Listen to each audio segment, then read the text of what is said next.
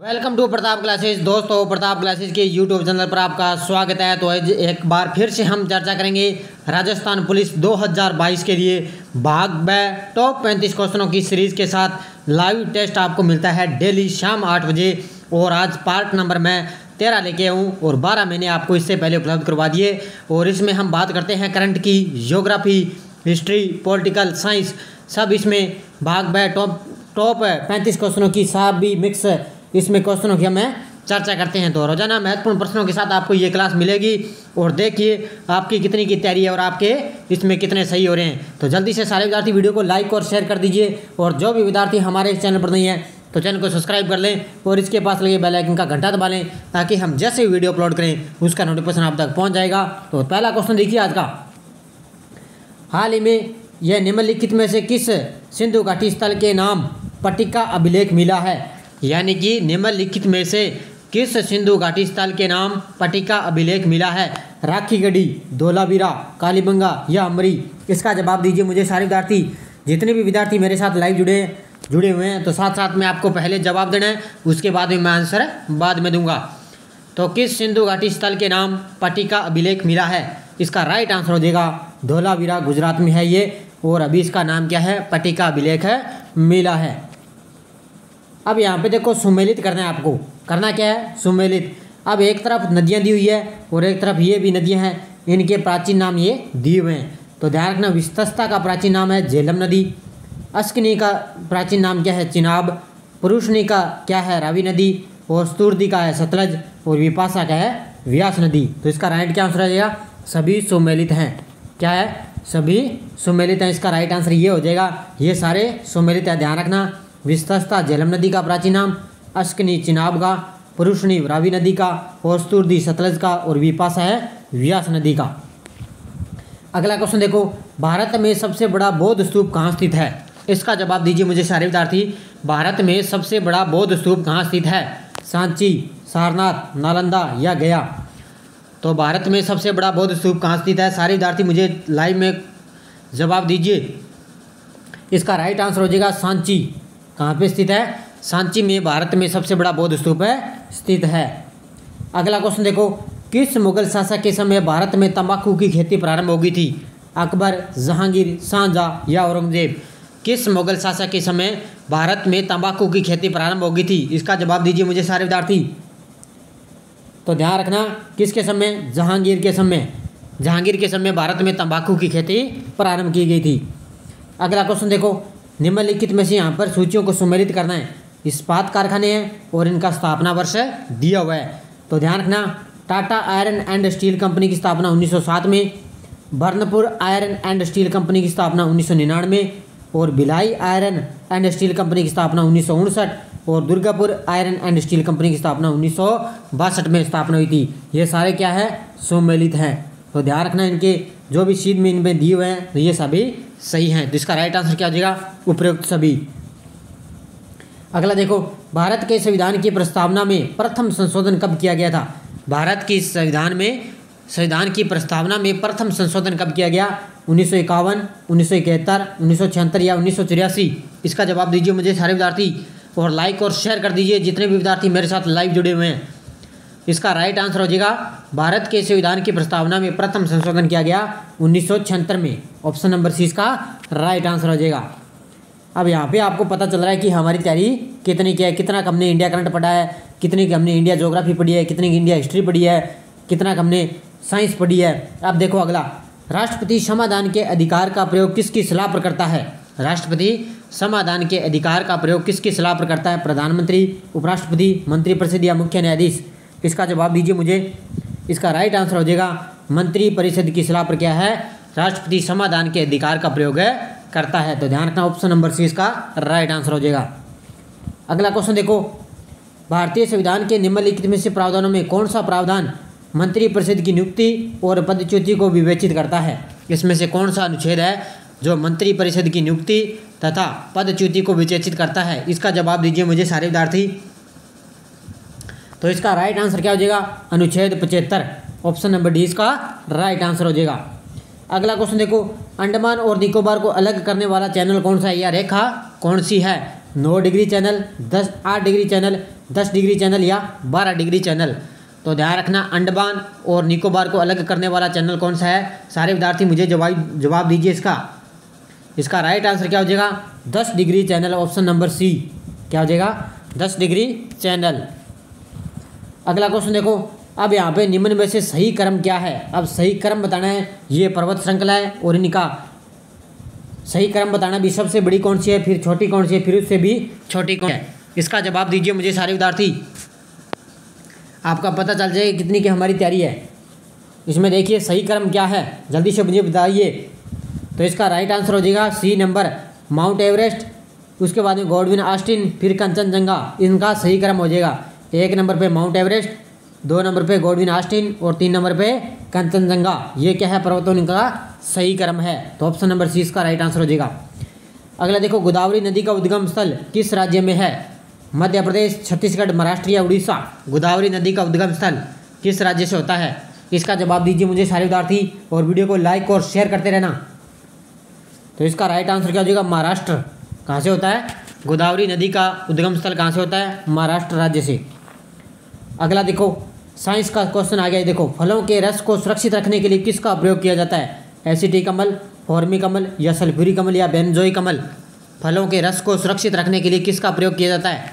यह साइंस का क्वेश्चन है। इसका राइट आंसर क्या हो जाएगा? बेनजोइक अम्ल, ऑप्शन नंबर डी। क्या आंसर हो जाएगा? बेनजोइक अम्ल। अगला देखो, प्रकृति में मुक्त अवस्था में कौन सी धातु होती है? प्रकृति में मुक्त अवस्था में पाई जाने वाली धातु कौन सी है? चांदी, लोहा, सोना या जस्ता? इसका जवाब दीजिए मुझे सारे विद्यार्थी भी, प्रकृति में मुक्त अवस्था में कौन सी धातु पाई जाती है? तो ध्यान रखना कौन सी पाई जाती है? चांदी। ऑप्शन नंबर 1 इसका राइट आंसर हो जाएगा। अगला देखो, कृत्रिम रेशम बनाने के लिए निम्नलिखित में से किस कृत्रिम रेशे का प्रयोग किया जाता है?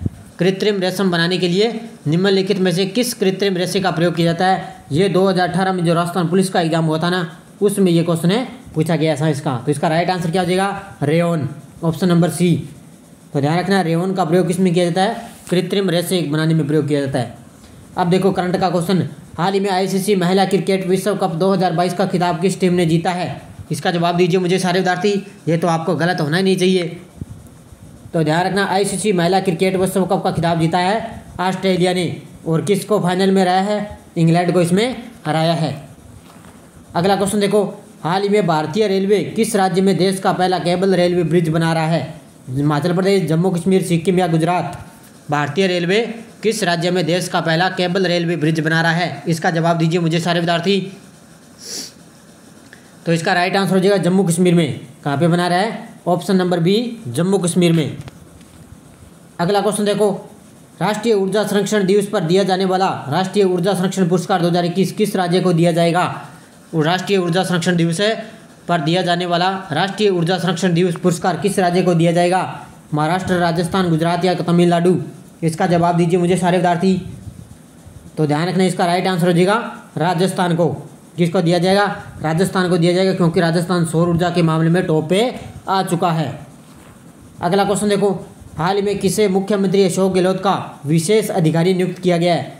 ओएसडी बोलते हैं ना, ओएसडी, यानी कि किससे मुख्यमंत्री अशोक गहलोत का विशेष अधिकारी नियुक्त किया गया, यानी कि ओएसडी नियुक्त किया गया है? सुमित वर्मा, समीर वानखेड़े, अनुराग वाजपेयी या लोकेश शर्मा को? किसको नियुक्त किया गया? जल्दी से मुझे जवाब दीजिए। तो इसका राइट आंसर हो जाएगा अनुराग वाजपेयी को नियुक्त किया गया है। ध्यान रखना, ये दिसंबर से, राजस्थान से दिसंबर 2021 का क्वेश्चन है ये। अगला क्वेश्चन देखो, उत्तरी सागर को बाल्टिक सागर से जोड़ने वाली कौन सी नहर है? कील नहर है, और किस देश में स्थित है ये? उत्तरी सागर को बाल्टिक सागर से जोड़ने वाली कील नहर किस देश में स्थित है? यहाँ देखना, कील है, यहाँ पे की नहीं है, ये है कील नहर। यानी कि उत्तरी सागर को बाल्टिक सागर से जोड़ने वाली कील नहर किस देश में स्थित है? पेरिस, स्वीडन, इटली या जर्मनी? इसका जवाब दीजिए मुझे। तो इसका राइट आंसर हो जाएगा जर्मनी में। कहाँ पे स्थित है? जर्मनी देश में। अगला क्वेश्चन देखो, विश्व का सर्वाधिक 75% समुद्री व्यापार किस महासागर से होता है? अटलांटिक महासागर, हिंद महासागर, आर्कटिक महासागर या प्रशांत महासागर? विश्व का सर्वाधिक 75% समुद्री व्यापार किस महासागर से होता है? इसका जवाब दीजिए मुझे सारे विद्यार्थी, और लाइक और शेयर करते रहना वीडियो को। तो इसका राइट आंसर क्या हो जाएगा? अटलांटिक महासागर, ऑप्शन नंबर 1। अगला क्वेश्चन देखो, मलक्का जल डमरू मध्य किन के बीच पाया जाता है? मलक्का जल डमरू मध्य किन के बीच पाया जाता है? म्यांमार और मलेशिया, मलेशिया और इंडोनेशिया, इंडोनेशिया और फिलीपींस, या फिलीपींस और ताइवान। मलक्का जल डमरू मध्य किन के बीच पाया जाता है? देखो, विश्व से ज़्यादा से गहराई से क्वेश्चन नहीं पूछे जाएंगे राजस्थान पुलिस में, तो भी हमें सरल से क्वेश्चन पूछे जाते, ऐसे ऐसे क्वेश्चन आपने को पता होना चाहिए। जिसका राइट आंसर क्या हो जाएगा? मलेशिया व इंडोनेशिया के बीच में क्या है? मलक्का जल डमरू, ये मध्य इनके बीच है पाया जाता है। किसके बीच है? मलेशिया और इंडोनेशिया के बीच। अगला देखो, भारत में न्यूनतम जनसंख्या घनत्व वाला केंद्र शासित प्रदेश कौन सा है? न्यूनतम जनसंख्या घनत्व वाला केंद्र शासित प्रदेश, अंडमान निकोबार, लक्षद्वीप, जम्मू या लद्दाख? इसका जवाब दीजिए मुझे सारे विद्यार्थी। यह जनगणना से संबंधित क्वेश्चन है, तो ध्यान रखना। भारत में न्यूनतम जनसंख्या घनत्व वाला केंद्र शासित प्रदेश कौन सा है? अंडमान और निकोबार, ऑप्शन नंबर 1 इसका राइट आंसर हो जाएगा। अगला देखो, अरुणाचल प्रदेश के बाद दूसरा न्यूनतम जनसंख्या घनत्व वाला राज्य कौन सा है? तो ध्यान रखना, सबसे कम जनसंख्या घनत्व किसका है? अरुणाचल प्रदेश का। और इसके बाद दूसरे नंबर पे किसका स्थान आता है? नागालैंड, मणिपुर या सिक्किम या मिजोरम का? इसका जवाब दीजिए मुझे सारे विद्यार्थी। भी अरुणाचल प्रदेश के बाद दूसरा न्यूनतम जनसंख्या घनत्व वाला राज्य कौन सा है? इसका राइट आंसर हो जाएगा मिजोरम। कौन सा है? मिजोरम। अगला देखो, द्वैतवाद सिद्धांत के प्रतिपादक कौन थे? शंकराचार्य, रामानुज, रामानंद या रामाध्वाचार्य? द्वैतवाद सिद्धांत के प्रतिपादक कौन थे? ये जितने भी द्वैतवाद हो चुके हैं इनको ढंग से आप पढ़ लेना, और इनके प्रवर्तक भी आप अच्छी तरह से पढ़ लेना, क्वेश्चन आपसे पूछे जाएंगे। इसका राइट आंसर हो जाएगा माधवाचार्य। कौन थे? Option number D, Madhvacharya. अगला देखो, नालंदा विश्वविद्यालय की स्थापना किसके द्वारा की गई? कुमारगुप्त प्रथम, धर्मगुप्त या स्कंदगुप्त या भानुगुप्त? नालंदा विश्वविद्यालय की स्थापना किसके द्वारा की गई थी? तो ध्यान रखना, नालंदा विश्वविद्यालय की स्थापना की गई थी कुमारगुप्त प्रथम के द्वारा, ऑप्शन नंबर 1 इसका राइट आंसर हो जाएगा। अगला देखो, गाजी मलिक की उपाधि धारण करने वाला सुल्तान कौन था? गाजी मलिक की, बलबन, अलाउद्दीन खिलजी, गयासुद्दीन तुगलक या मोहम्मद तुगलक? गाजी मलिक की उपाधि धारण करने वाला सुल्तान कौन था? सारे विद्यार्थी मुझे इसका जवाब दीजिए। और तैयारी का आपका पता चल रहा है कि हमारी तैयारी कितनी किया है। तो आपको 35 क्वेश्चन डेली मिलेंगे, इससे आपका क्वेश्चन एक भी लगभग बाहर है। यहाँ से क्वेश्चन 35 के 35 जो क्वेश्चन है, उम्मीद है भी यहाँ से आपके क्वेश्चन ही आएंगे।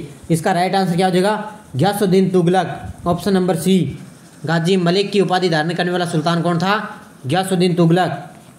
अगला देखो, राज्यसभा सदस्य के निर्वाचन के लिए न्यूनतम आयु निर्धारित कितनी है?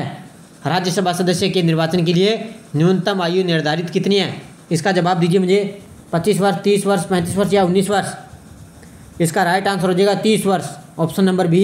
राज्यसभा सदस्य के निर्वाचन के लिए 30 वर्ष न्यूनतम आयु होनी चाहिए। अगला देखो, भारत के नियंत्रक एवं महालेखा परीक्षक का कार्यकाल क्या है? भारत के नियंत्रक एवं महालेखा परीक्षक का कार्यकाल कितना है? 6 वर्ष, 65 वर्ष की आयु तक, 6 वर्ष या 65 वर्ष की आयु जो भी पहले हो, 6 वर्ष या 62 वर्ष की आयु जो भी पहले हो? इसका जवाब दीजिए मुझे सारे विद्यार्थी। इसका राइट आंसर क्या हो जाएगा? भारत के नियंत्रक एवं महालेखा परीक्षक का कार्यकाल क्या है? 6 वर्ष या 65 वर्ष की आयु जो भी पहले हो, ऑप्शन नंबर सी इसका राइट आंसर हो जाएगा। अगला देखो, पेनिसिलिन की खोज किसने की थी? पेनिसिलिन की खोज Stephenson, Louis Pasteur, Alexander Fleming या एडवर्ड जेनर? ये तो बहुत ही आसान सा क्वेश्चन है साइंस का। पेनिसिलिन की खोज किसने की थी? इसका जवाब दीजिए मुझे सारे विद्यार्थी। तो ध्यान रखना, पेनिसिलिन की खोज किसने की? अलेक्जेंडर फ्लेमिंग के द्वारा, ऑप्शन नंबर सी इसका राइट आंसर हो जाएगा। अगला देखो, उस किसी कोशिका का कौन सा कोशिकांग अपशिष्ट निपटान में मदद करता है?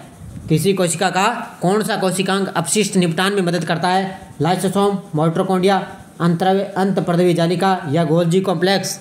इसका जवाब दीजिए मुझे सारे विद्यार्थी। इसका राइट आंसर क्या हो जाएगा? लाइसोसोम। ध्यान रखना, लाइसोसोम है वो अपशिष्ट निपटान में मदद करता है। अगला क्वेश्चन देखो, निम्न में से कौन सा सबसे छोटा जीव है? विषाणु, जीवाणु या माइक्रोप्लाज्मा या यीस्ट? निम्न में से सबसे छोटा जीव कौन सा इसमें? ध्यान रखना, माइक्रोप्लाज्मा, ऑप्शन नंबर सी इसका राइट आंसर हो जाएगा। कौन सा है? माइक्रोप्लाज्मा सबसे छोटा जीव है। अगला देखो, राष्ट्रीय युवा दिवस कब मनाया जाता है? राष्ट्रीय युवा दिवस 1 जनवरी, 8 जनवरी, 12 जनवरी या 21 जनवरी? राष्ट्रीय युवा दिवस कब मनाया जाता है? ये तो आपको सभी को पता होना चाहिए। सारे विद्यार्थी मुझे लाइव जवाब दीजिए और सारे विद्यार्थी वीडियो को लाइक और शेयर करते रहना। तो राष्ट्रीय युवा दिवस मनाया जाता है 12 जनवरी को। ऑप्शन नंबर सी इसका राइट आंसर हो जाएगा। अगला देखो, हाल ही में डिश टीवी ने किस भारतीय खिलाड़ी को अपना ब्रांड एम्बेसडर बनाया है? विराट कोहली, ऋषभ पंत या रोहित शर्मा, MS धोनी को? हाल ही में डिश टीवी ने किस भारतीय खिलाड़ी को अपना ब्रांड एम्बेसडर बनाया है? इसका जवाब दीजिए मुझे सारे विद्यार्थी। करंट का क्वेश्चन है ये। तो डिश टीवी का ब्रांड एम्बेसडर बनाया किसने? ऋषभ पंत को। ऑप्शन नंबर बी इसका राइट आंसर हो जाएगा। ऋषभ पंत को बनाया। अगला देखो, महात्मा गांधी के द्वारा अहमदाबाद में साबरमती आश्रम की स्थापना कब की गई? महात्मा गांधी के द्वारा अहमदाबाद में साबरमती आश्रम की स्थापना कब की गई? इसका जवाब दीजिए मुझे। 1914, 1915, 1916 या 1917 में? तो ध्यान रखना 1916 में स्थापना की गई थी। साबरमती आश्रम की स्थापना कहाँ पे? अहमदाबाद में 1916 में। आज का अंतिम क्वेश्चन देखो, जाति प्रथा की कठोरता ही हमारे बीच एकता के अभाव का स्रोत रहा है, किसने कहा था? जाति प्रथा की कठोरता ही हमारे बीच एकता के अभाव का स्रोत रहा है, किसने कहा था ये? केशव चंद्र सेन, राजा मोहन राय, देवेंद्रनाथ टैगोर या ज्योतिबा फुले? इसका जवाब दीजिए मुझे सारे विद्यार्थी। तो इसका राइट आंसर क्या हो जाएगा? राजा Ram Mohan Roy. Option number B, यानी कि जाति प्रथा की कठोरता ही हमारे बीच एकता के अभाव का स्रोत है, यह कथन कहा था राजा राम मोहन राय ने। तो ये टॉप 35 क्वेश्चन थे, मैंने उपलब्ध करवा दिए। जाते जाते वीडियो को लाइक और शेयर कर देना, और जो भी विद्यार्थी हमारे इस चैनल पर नहीं है तो चैनल को सब्सक्राइब कर ले और इसके पास लगे बेल आइकन का घंटा दबा ले, ताकि हम जैसे वीडियो अपलोड करें उसका नोटिफिकेशन आप तक पहुंच जाएगा। और जिस विद्यार्थी को मार्च 2022 इंडिया करंट की PDF चाहिए तो ध्यान रखना 8239355443 इस नंबर पे पेटीएम, फ़ोनपे की गूगल पे सुविधा है। जिस विद्यार्थी को मार्च महीने की चाहिए तो 10 रुपये आपको इसी नंबर पे पे करने हैं और आपको इंडिया करंट की PDF है मिल जाएगी। व्हाट्सएप के माध्यम से आपको भेज दी जाएगी। 82393553 या 343 ये मेरा नंबर है। इस नंबर पे आपको 10 रुपये पे करने हैं और आपको मार्च महीने की PDF आपको उपलब्ध हो जाएगी। तो लाइक शेयर करते रहना जाते जाते, और लगातार टॉप राजस्थान पुलिस के लिए आपको 35 क्वेश्चन उपलब्ध हो रहे हैं। तो धन्यवाद दोस्तों, जय हिंद, जय भारत।